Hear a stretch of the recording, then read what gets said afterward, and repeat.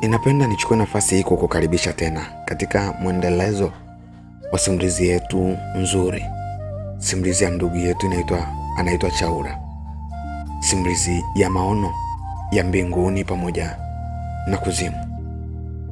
Kama wewe ni mgeni katika simulizi hii, rafiki yangu, ningekusihi uende kuanza sehemu ya kwanza mpaka uhakikishe unafika sehemu ya mwisho, maana ninaamini unataka kujifunza.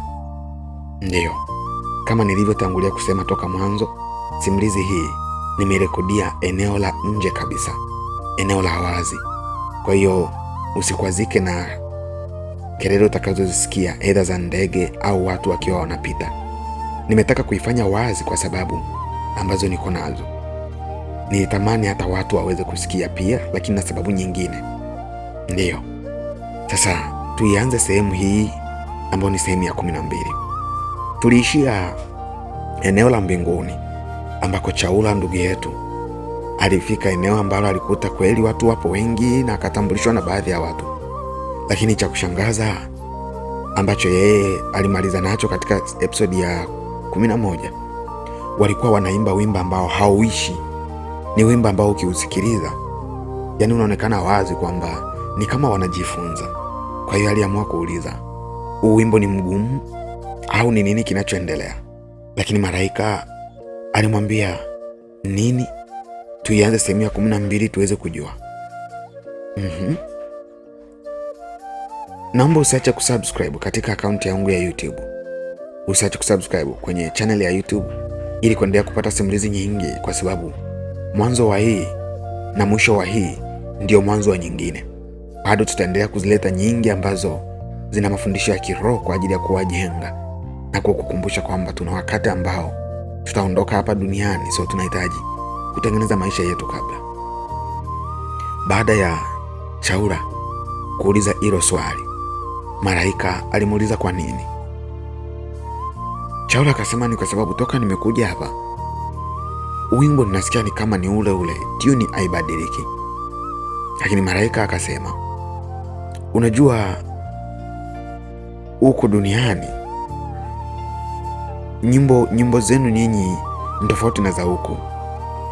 Ndiyo, nyimbo za huku tunaimba wimbo mmoja unakamilika kwa miezi 6 na miezi 9. Miezi 9. Unajua, ngoja nikwambie, Biblia inasema siku moja kwa Mungu ni sawa na miaka 1000, na miaka 1000 ni sawa na siku moja. Hiyo ni hesabu ya kitakatifu. Ukichukua miezi 9 ina siku ngapi? Jumlisha baada ya miaka 1000 utapata jibu lake. Anasema tunaimba wimbo kwa miezi 9, na ni kweli wanavyoimba uwezi kuchoka. Uwezi kuchoka namna wanavyosifu.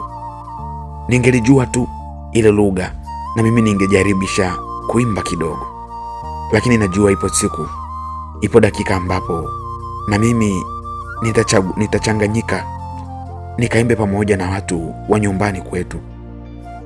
Basi akanitoa hilo eneo, akanambia twende. Tukatoka lile eneo tulipokuwa tukitoka, akanionyesha vinanda vikubwa 3. Havikuwa na mtu anayevipiga, havikuwa ni vinanda vya umeme, hakuwa, yani vyenyewe tu vinamsifu Mungu na vinamsifu Mungu na kutoa sauti nzuri kupita kawaida.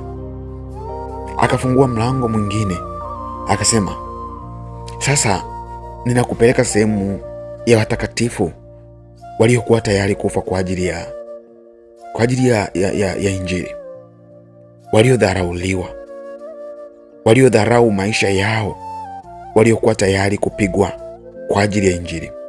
Sehemu yao imetengwa. Akasema na wengine walikubali kufa, kupoteza maisha kwa ajili ya neno la Mungu. Alifungua mlango. Nilipoingia huko, alinionyesha watu 16 ndio niliowaona. Usiseme kwamba wapo 16 tu, mimi ndio nilioonyeshwa mimi. Ndiyo, haya ni maneno ya ndugu yetu anaitwa Chaula. Chaula anasema, unajua tunaonyeshwa kwa sehemu. Ndiyo, nilionyeshwa watu 16. Wale watu kazi yao hawasomi neno, kazi yao hawaombi. Kila utakayemwona kule ni kumsifu Mungu aliyemponya, ni kumsifu Mungu aliyewaponya na kuwavusha na kuingia kwenye mji wa uzima wa milele. Ndiyo, kule hawaombi, wanaomba hapa duniani Mungu awasaidie kushinda. Tunasoma neno ili litusaidie kutuvusha, lakini kule wameshavuka. Kazi yao wanamtukuza yeye aliyewavusha. Nilipokuwa hapo, mtu wa kwanza niliyeonyeshwa, wale malaika walikuwa ni kama wakalimani kati yangu mimi pamoja na wale watu nilioonyeshwa. Ndiyo, walikuwa ni kama wakalimani. Wakalimani maana yake ni watafsiri. Wa kwanza kuonyeshwa akasema, huyu ndiye mnayemwita Bartimayo. Nikasema, Bwana, huyu ndio ambaye ninasoma habari zake. Nikawa nauliza nijue kwamba ndio yeye, maana walikuwepo akina Bartimayo wengi. Sasa ninasoma habari zake kwamba kwa ajili ya kuitetea Injili alichunwa ngozi akiwa hai, akaanikwa kwenye jua kali la nchi ya Uturuki akiwa hai. Walipoona hafi na ngozi yake imechunika, nzi wanakula nyama yake, wakachemsha tanki lililojaa mafuta na lami. Lilipokuwa linachemka, wakamrushia ndani ya hilo tanki. Ni huyu? Akasema ndio huyu. Aliponiona akaniambia, akanikumbatia, akanishika mkono. Mijitu ya imani, mijitu yenye misuri ya imani iliyokuwa haioni mateso zaidi ya utukufu na utamu wa Yesu. Walipokuwa wanapigwa na kudharauliwa na kutemewa mate, hawayaoni hayo mateso, ila wanaona utamu wa Yesu. Mijitu ambayo mbingu zinajivunia kuwa na watu wa namna ile. Mbingu zinafurahi. Ndiyo, mbingu zinafurahia kuzalisha watoto wa aina ile. Wanapofika kwenye mateso, wanamfurahia Bwana. Hawaoni kitu cha kuwatenga na upendo wa Mungu. Alipomaliza kunionyesha huyo, akanionyesha mwingine. Huyo ndiye mnayemwita Yohana. Nikasema, Bwana, ndiye aliyekatwa kichwa kwa ajili ya Injili? Akasema ndiye huyo. Naye akaja akanikumbatia, akanishika mkono. Mtu mwingine akasema, huyu ndiye Elia Mtishbi. Akanikumbatia, akanishika mkono, akaendelea kunionyesha watu wengine, miamba ya imani wanasubiri kuvikwa haki yao. Ninatamani hata mimi niwe kama hivyo mbinguni. Tamani mpendwa, tamani wewe uliyeokoka, tamani Yesu ajivunie wewe, tamani ajivunie kuzalishwa kwenye ufalme wa Mungu. Mungu ajivunie kuwa na wewe, mtu utakayetikisa ufalme wa giza. Unatikisa ufalme wa giza, unatikisika. Mtu atakayetikisa mamlaka za mapepo zikatikisika. Wanasubiri kuvikwa taji zao baada ya kazi nzito. Nilipokuwa nimesimama mbele yao, akainuka Bartimayo akasema, mpendwa, kawasalimu wapendwa wa duniani, lakini salamu yetu waambie kwamba wakaze mwendo. Tuna hamu ya kuwaona ndugu zetu waliotoka kwenye ulimwengu wa taabu na shida ambako sisi tuliishi. Waambie wakaze, tuna hamu ya kuwaona, maana muda uliobaki ni kama sekunde moja tu. Tuna hamu ya kuwaona ndugu zetu. Haya yalikuwa ni maneno ya ndugu yetu Chaula akituambia baada ya kuyaona maono hayo. Chaula anasema, alipotamka hivyo, machozi yalikatika machoni mwangu. Nikasema, Mungu aliyewasaidia hawa watu wasione ile adhabu, wasione yale matukano waliokuwa wanatukanwa, wasione yale mateso uliowasaidia hawa watu, wakaua asili ya ubinadamu ya kujitetea, wakabakisha kuheshimu Mungu, nisaidie na mimi. Alipomaliza kunionyesha hao, wakaendelea kusifu, akanitoa akanipeleka sehemu nyingine, akanipeleka sehemu ya mashine inayofua nguo za watakatifu. Unaweza ukasema sasa, umesema mbinguni hawalimi, nguo zao zinachafuka na nini mpaka waweke mashine ya kusafisha nguo? Nisikilize mwana wa Mungu, nilipofika huko nilikuta sio watu wa kawaida waliokuwa kwamba waliokuwa duniani waliokombolewa kwa damu ya Yesu.